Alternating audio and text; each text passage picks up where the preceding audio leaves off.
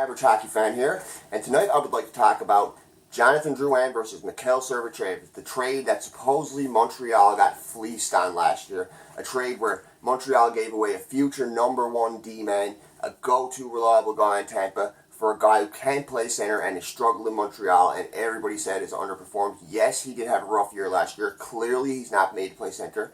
But also, I find it funny how the Toronto-based media these days fails to mention how great of a year Drouin's having and how terrible of a year Sergachev's having. Sergachev has gone from a top-line defender playing with Victor Hedman from a go-to guy to pretty much a no-show in Tampa, a third-pairing guy who barely gets any ice time anymore, playing with Braden Coburn, and has regressed in every area of his game.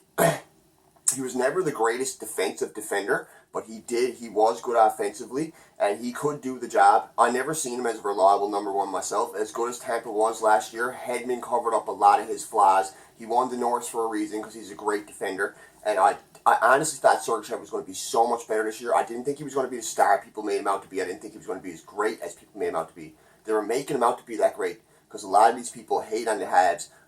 I'm just being honest. When it comes to SportsCenter, Sportsnet Central, all these hockey shows you see, they only talk about Montreal when it's negative. Hockey Central last year, every show, they would talk 20 minutes about Montreal, about how bad they were doing, how terrible Drouin looks, how he shouldn't be playing center. But now that everything's going good, they don't even mention him on the show. The only time they'll ever mention him is like the last minute of the show. Oh, Montreal beat this team last night. It's ridiculous. It's always about Toronto. It's always about Calgary. It's always about Edmonton. I know they're the French team, but it's just ridiculous, and no one's talking about this, so I absolutely had to bring it up, especially after last night's game. And I'm just going to show you how much Sergachev has regressed, because I'll say a few things about him first. His cap hit is very good. He's worth the money he gets paid for sure. He hasn't been extended in Tampa. He's only signed for the rest of this year, the rest of next year, then he's a free agent.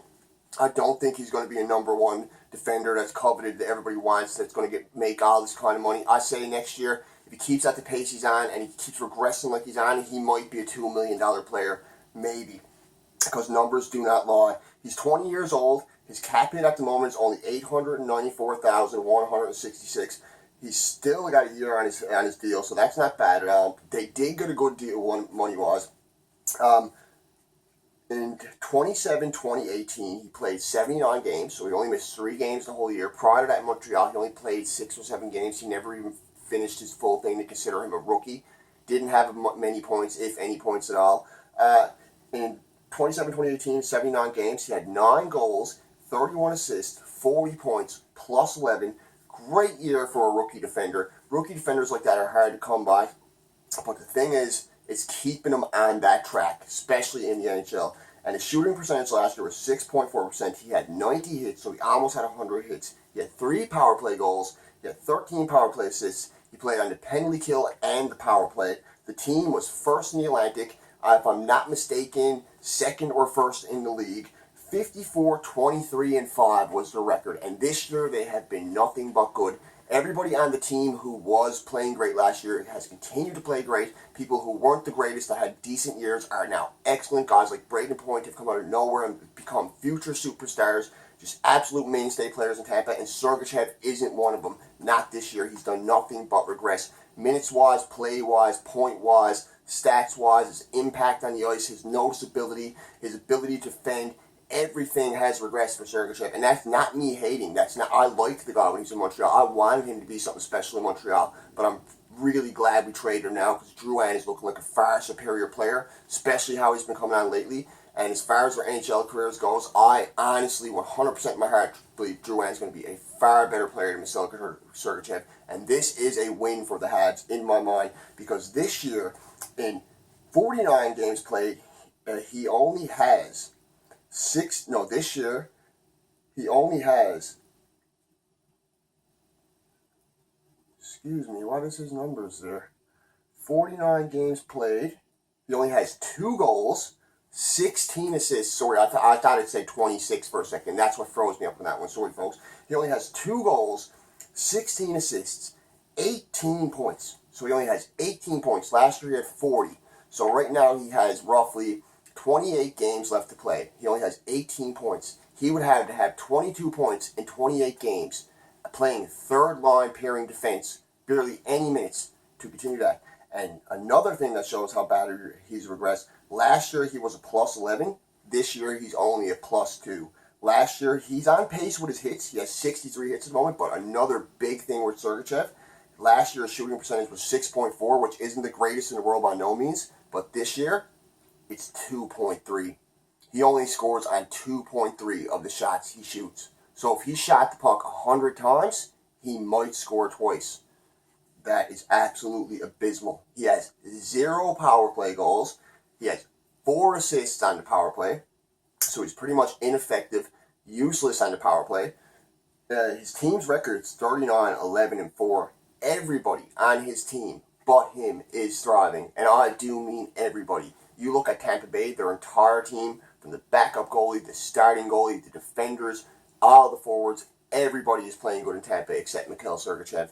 And it's funny how you don't hear people talking about it like they did last year. Last year, when it was the opposite, when Drouin was struggling, which I'm about to tell you in a minute, all anybody talked about was Drouin. Why did Montreal do this? How is he ever going to be good in Montreal? He should at best be a third line center. He wasn't a center to begin with. People need to understand that. He was never an NHL center. He isn't built to play center in the NHL. He doesn't have that work ethic, and he doesn't have the defensive abilities to be a center in the NHL. But as a winger, he thrives, and he's showing that now, especially with the line he's been put on. Now, as for Jonathan Drouin, I am loving these numbers. I'm absolutely loving these numbers compared to last year. Night and day difference, especially the plus minus. Jonathan Drouin, 23 years old, a very, very reasonable 5.5 mil cap hit, but that's only because he got extended last year in Montreal. Last year he was coming in off his entry-level deal, so it was money for money-wise an even deal, but he got extended in Montreal. He's going to be a Hab for the next 5 or 6 years, so you got to love that. But last year the numbers weren't pretty. In 2017, 2018, he had 13 goals, 46 points total. So 13 goals, 77 games played, 46 points. He had 13 goals, 33 assists last year, 46 points total, minus 28. That's the one thing that sticks out to me about Drouin last year, playing center. You had to be defensively inept. You had to be on the ice you had to be able to join the rush when the other team's coming down in a breakaway. You had to be able to help the defense. He didn't do that at all last year.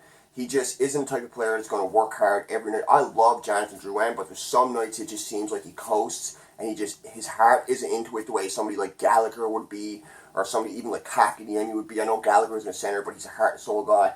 Somebody like Deneau would be. He just doesn't have that work ethic to be a center, but you put him on the wing, he will create for you even when he's not skating 100%. He just has the hockey IQ and the hands to create for you, and he's thriving this year. But he was a minus 28 last year.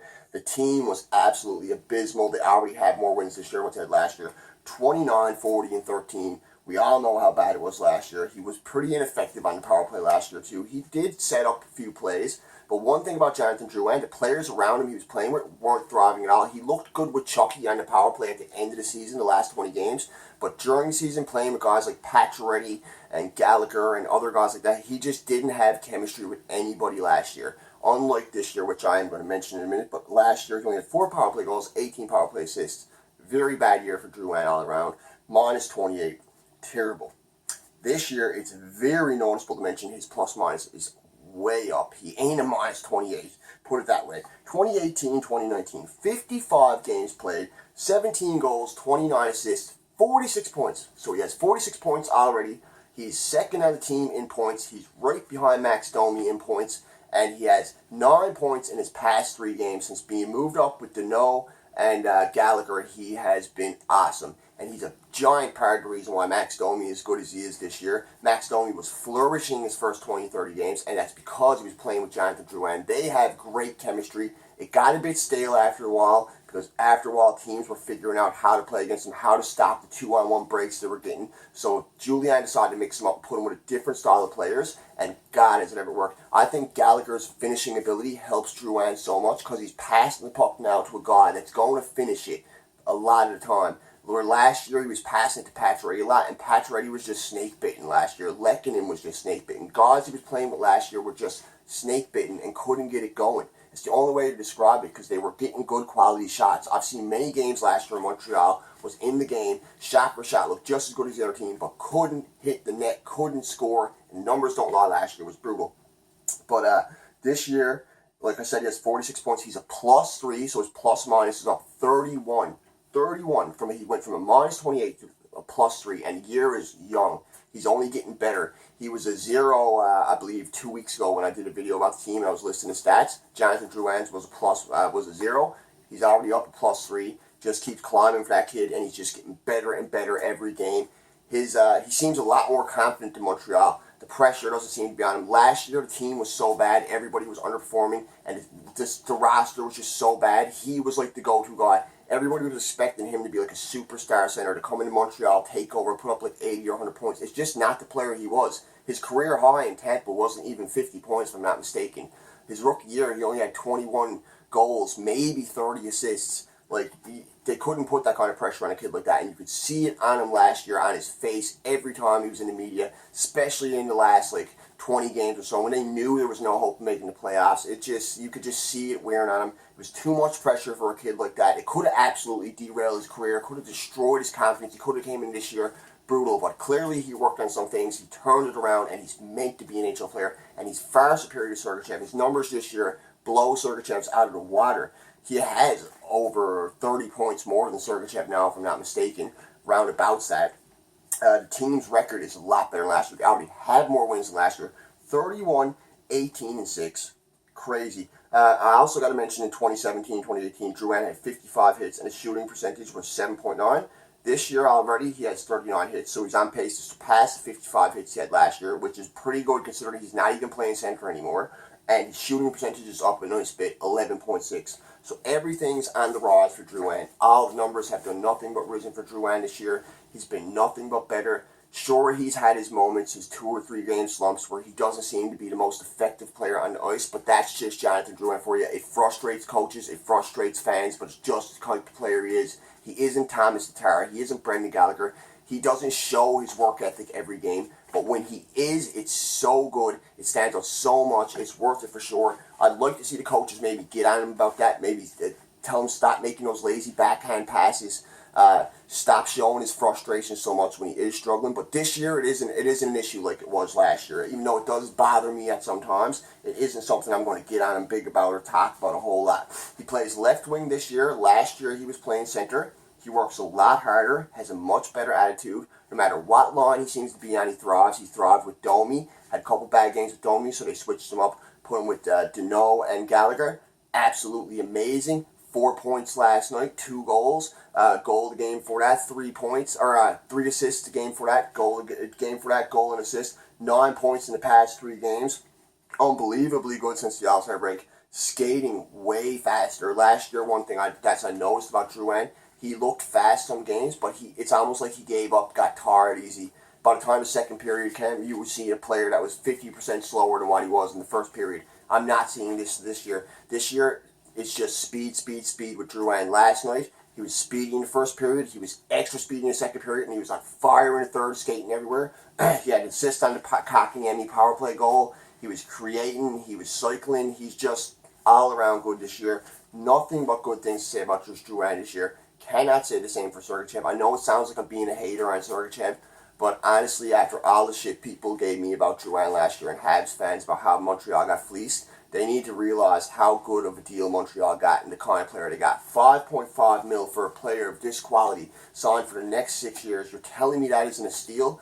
$5 million for a player of Drouin's quality, a guy that brings you top 6 presence every game, a guy that produces, a guy that creates, brings you speed, and is a Montreal guy, is a French guy.